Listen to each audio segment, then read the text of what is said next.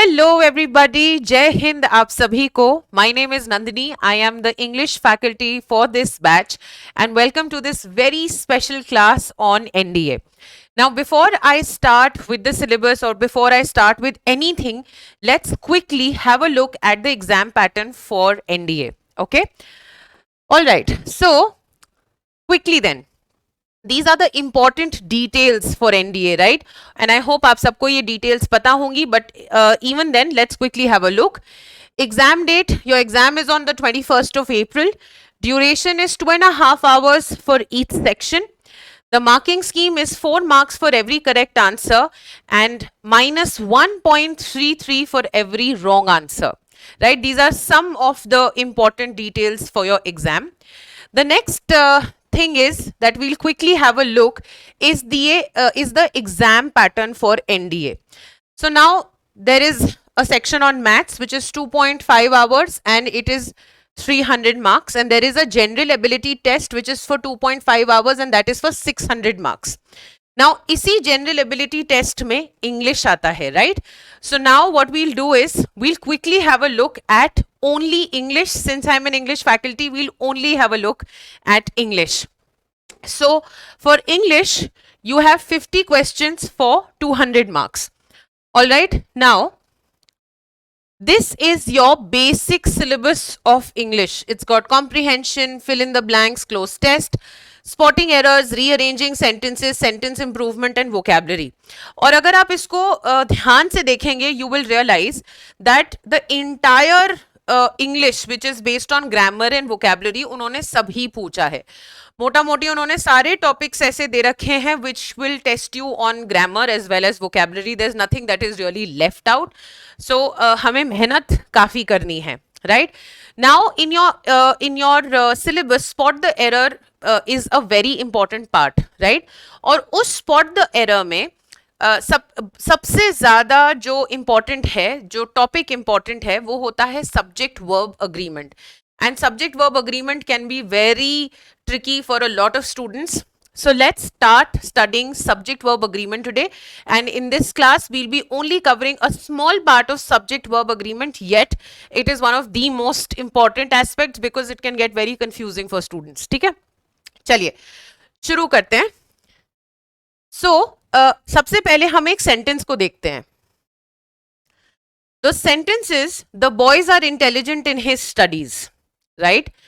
And if you look at this sentence, you may say that there is no problem in this, right? पर अगर आप ध्यान से, I'm giving you 10 seconds, आप ध्यान से अगर इस सेंटेंस को पढ़ेंगे आपको मिस्टेक समझ में आएगी. Please have a look.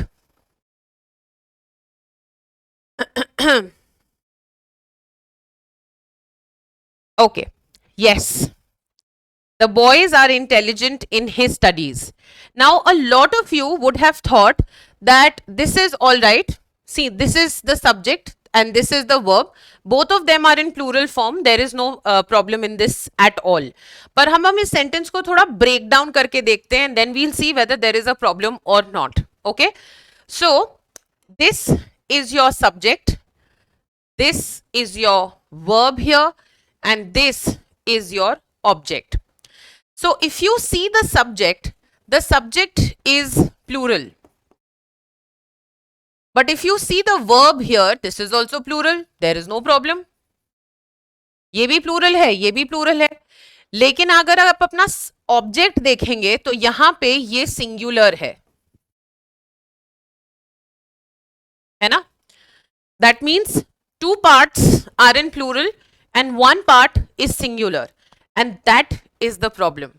Subject verb agreement जब हम देखते हैं, हालांकि बोलने में वो सब्जेक्ट वर्ब अग्रीमेंट बोला जाता है, but please remember all three, subject, verb as well as agreement, all three have to be in agreement with each other, right? अब यहाँ पे plural की बहुमत ज़्यादा है, right? Subject also is in plural and verb also is in plural.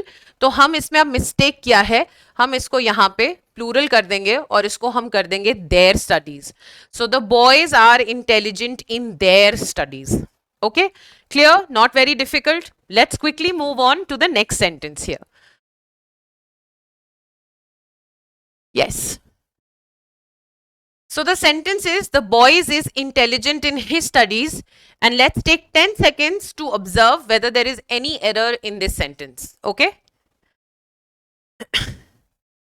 The boys is intelligent in his studies.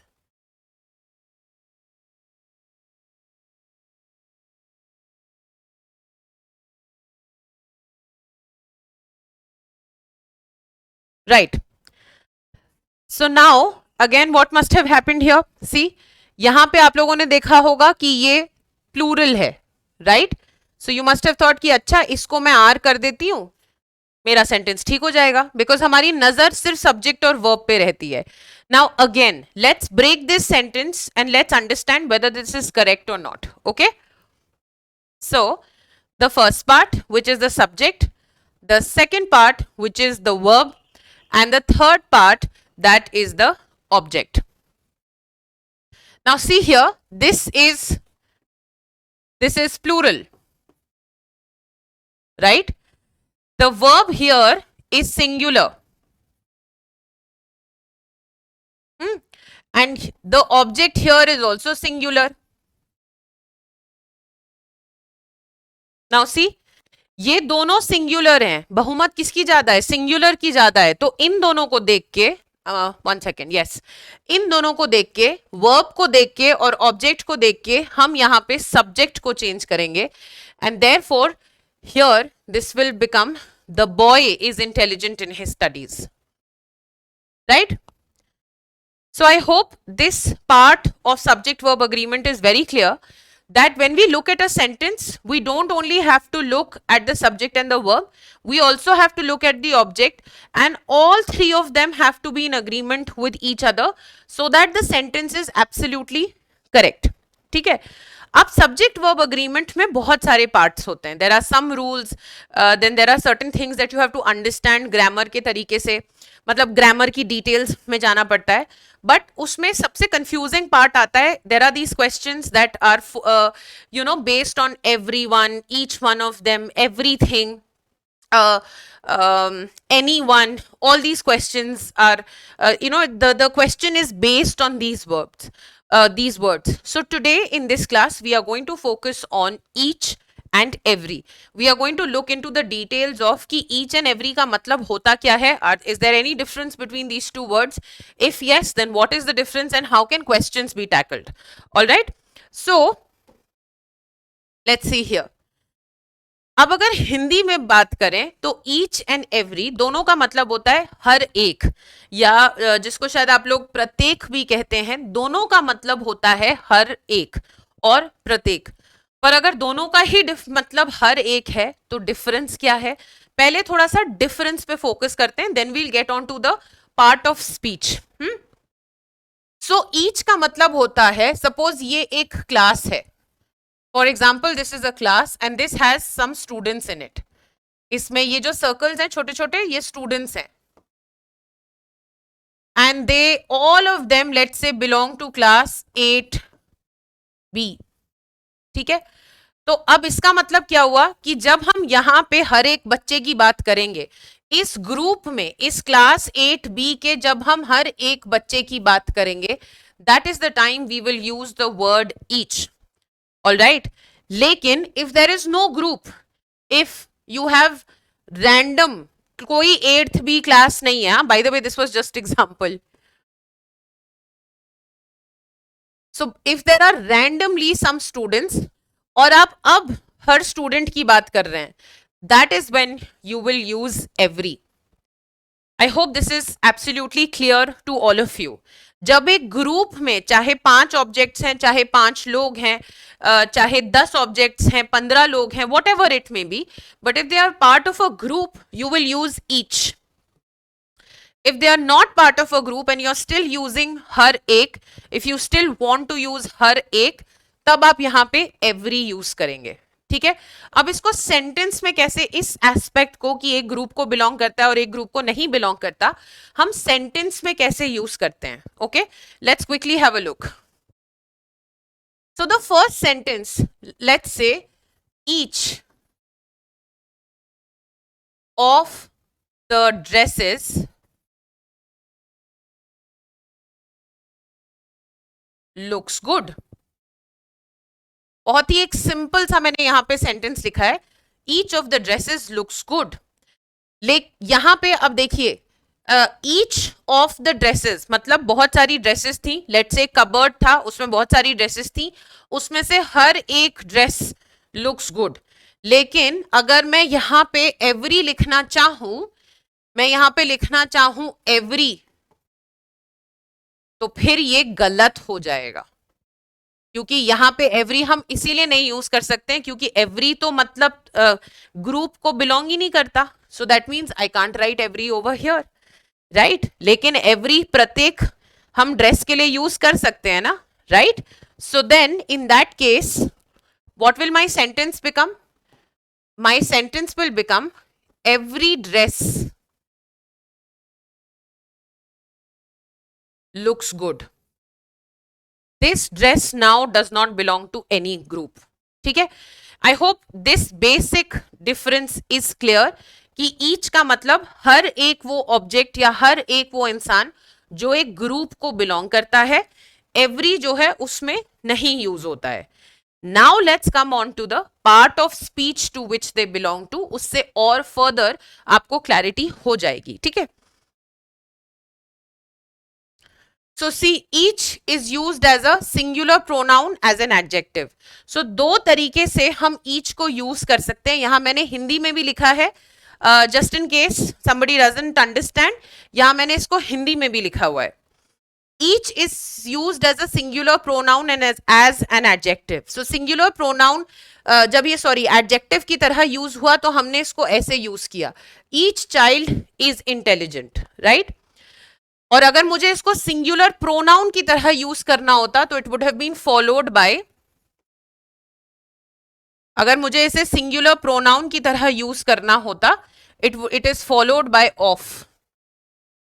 आ गया समझ में? Easy PG.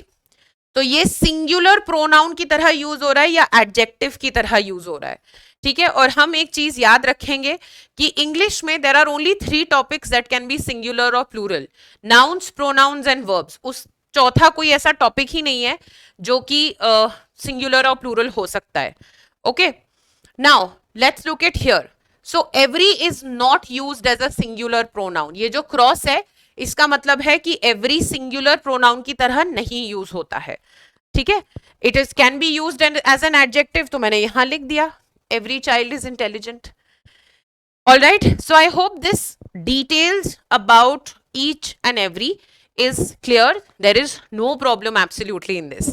Of course इसमें बहुत सारी और डिटेल्स होती हैं, सिर्फ ईच एंड एवरी नहीं होता है, आइदर नाइदर के बहुत सारे क्वेश्चंस होते हैं, एनी, नन, सम, बहुत सारे क्वेश्चंस, बहुत सारी डिटेल्स होती है which of course we'll be doing once we start class. So let's understand some questions now. Questions करके देखते हैं। Every of them sent his papers in time for the last seminar or no error. Okay, so I'm giving you 10 seconds. I'm standing right next to the board so that you can see the full screen and the question properly. आप एक बार इसको देखिए and see if you can do this question yourself.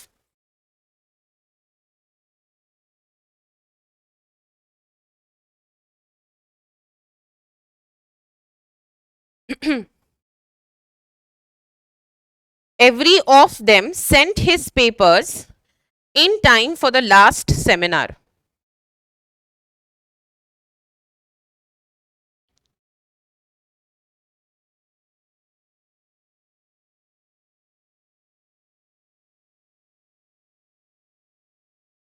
Okay, let's have a look. अब मैंने आपको बताया था कि जो एवरी होता है वो एडजेक्टिव की तरह नहीं यूज हो सकता, it can be used only as, sorry, every can not be used as a pronoun, singular pronoun, it can only be used as an adjective. थोड़ा सा ना यहाँ पे ऑफ के बारे पे थोड़ा सा ध्यान देते हैं, उससे थोड़ी सी और क्लैरिटी मिलती है। ऑफ जो होता है वो बहुत सारी तरीकों से यूज हो सकता है। ऑफ इज अ प्रेपोजिशन, और ऑफ जो है हम ओनरशिप के बारे में बताते हैं, है ना। उस ऑफ जो है वो ओनरशिप के बारे में भी, जैसे अगर हम बोलें the weather of Delhi is very cold right now, तो दिल्ली के वेदर के बारे में बात हो रही है ना।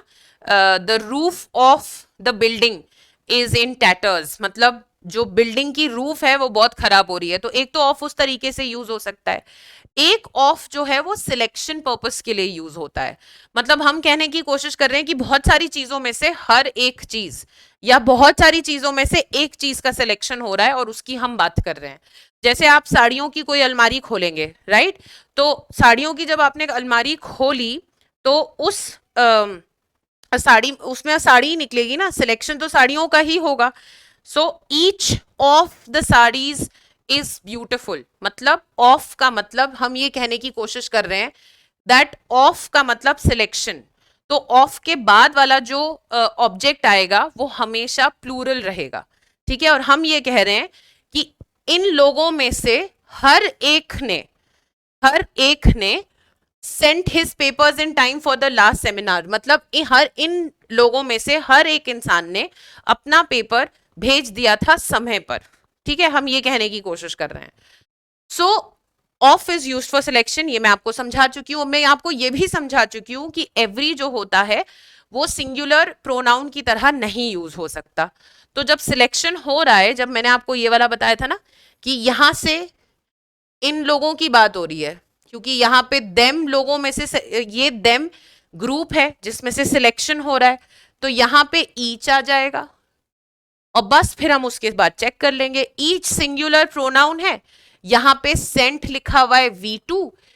V2 जो होता है वो सिंगुलर के साथ या फिर प्लूरल के साथ दोनों में सेम रहता है। और यहाँ पे in time for the last seminar और वैसे भी हिज है। सो मेरा सब्जेक्ट वर्ब ऑब्जेक्ट तीनों जो हैं in agreement with each other हैं। तो यहां पे बन गया each of them sent his papers in time for the last seminar. My error is in A. The error is in A.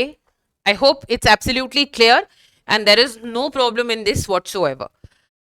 Right? Now, let's look at the next question. Each of them are going to attend the party on 10th of October or on 10th October or no error. Again, I'm giving you 10 seconds. Please try and understand whether, where the error in this question is.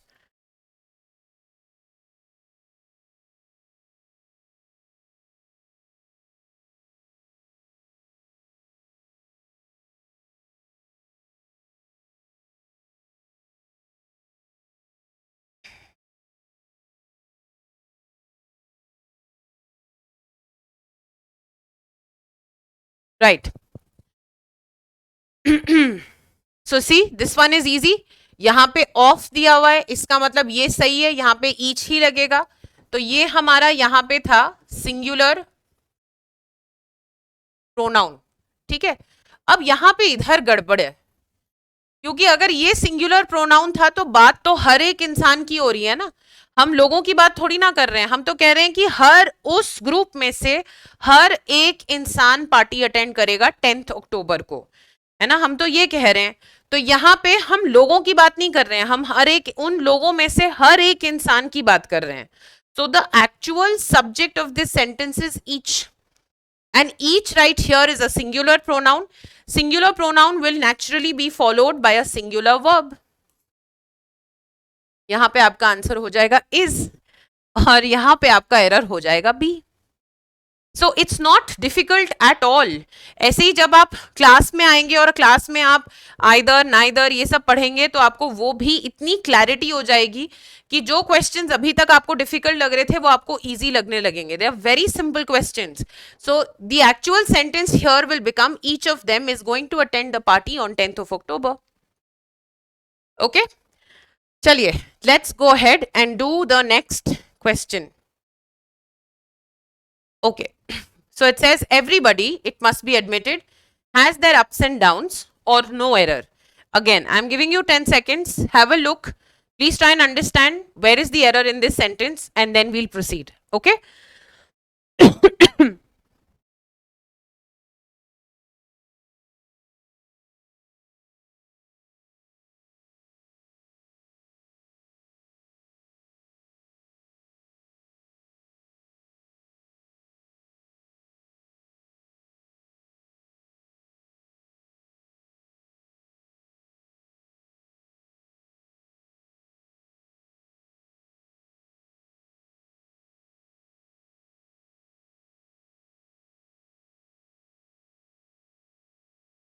All right, let's have a look now. Like I told you, every each जो है वो singular है. इसका मतलब चाहे मैं everybody लिखूं, चाहे मैं एवरीथिंग लिखूं, all of it is singular. ठीक है, I hope this is understandable to everybody. Now so everybody it must be admitted. अब फर्ज करिए ये हट जाए यहां से, अगर मैं इसको हटा देती तो क्या ये सही रहता? Everybody has their ups and downs. Considering everybody is a singular pronoun, ये मैं आपको क्लैरिफाई कर चुकी हूं कि ये सिंगुलर प्रोनाउन है.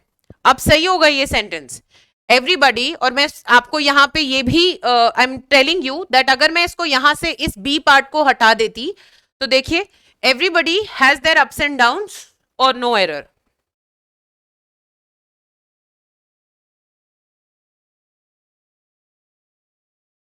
देखिए, so if this was singular pronoun, this is singular verb, लेकिन यहां ऑब्जेक्ट में गड़बड़ है ना. देर नहीं होगा, फिर यहां पे आपका इज हो जाएगा, has his ups and downs. Understood? So everybody has his ups and downs. Now some of you might have this question कि मैम हिज क्यों लगा है, हर क्यों नहीं लगा? क्योंकि सिंगुलर प्रोनाउन है ना, कुछ भी हो सकता था. So please understand, you know grammar में ऐसा समझ लीजिए कि ग्रामर पेट्रियार्कल है नेचर में.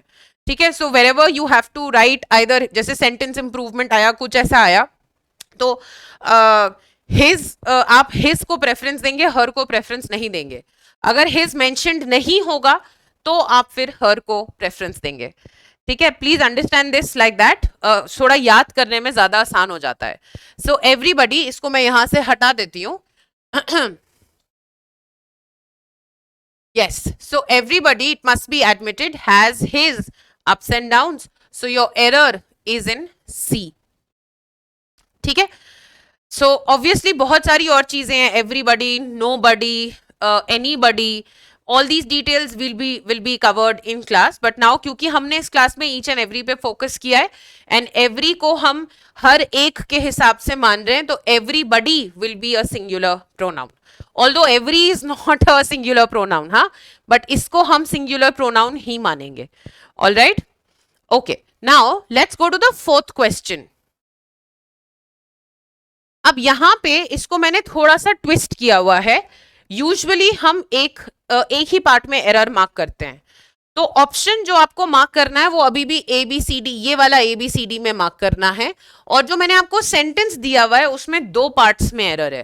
सो if you can see A and B, A and C, B and C, C and D, ऐसे दो पार्ट्स में एरर है. आपको मुझे बताना है कि कौन से दो पार्ट्स में एरर है और उसी के हिसाब से आपको ए बी सी डी करना है. ठीक है, सो जल्दी से एक बार सेंटेंस को पढ़ लीजिए and see if you can do it yourself, otherwise of course I am going to explain it to you. I am giving you 10 seconds.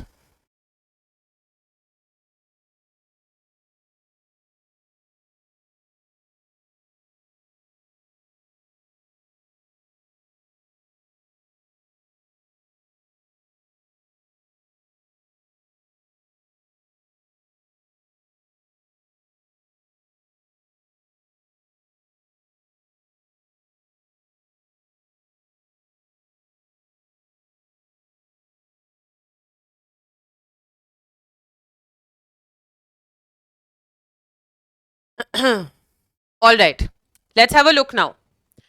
So the sentence, first let's read the sentence. It says, every of the man in this world fervently hopes that their son will be a humble and kind man when he grows up, or no error. सबसे पहले मुझे पता है कि every of the man में problem है, क्योंकि मैंने बताया था कि एवरी जो है वो एडजेक्टिव की तरह यूज हो सकता है ना. हम यहाँ पे इसको या तो एवरी मैन कर सकते थे या ईच ऑफ द मैन कर सकते थे, दोनों कर सकते हैं, देयर इज नो प्रॉब्लम. तो ए में तो डेफिनेटली प्रॉब्लम है. अगर ए में डेफिनेटली प्रॉब्लम है, इसका मतलब इसको और इन दोनों को तो हटा ही दीजिए, क्योंकि यहाँ पे तो ए है ही नहीं, ए इन दोनों में है, तो या तो ए और बी में गड़बड़ है या फिर ए और सी में गड़बड़ है. Let's have a look.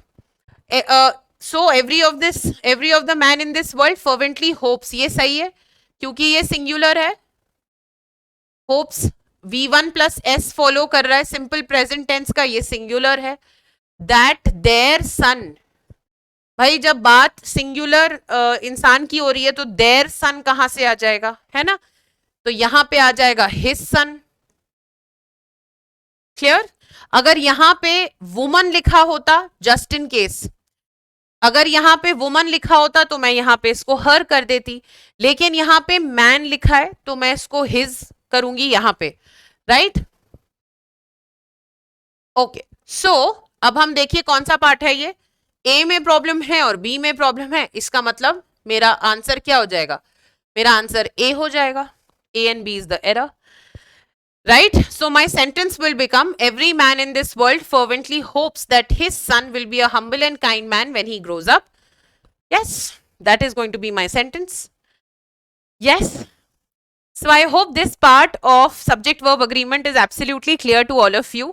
Each and every की जो details हैं वो आपको clear हो गई हैं. Of course this topic is a long topic and we are going to cover all the details when we meet each other in class. Thank you so much for watching and I hope you found this video informative and you also liked this video. Thank you so much everybody. See you in class.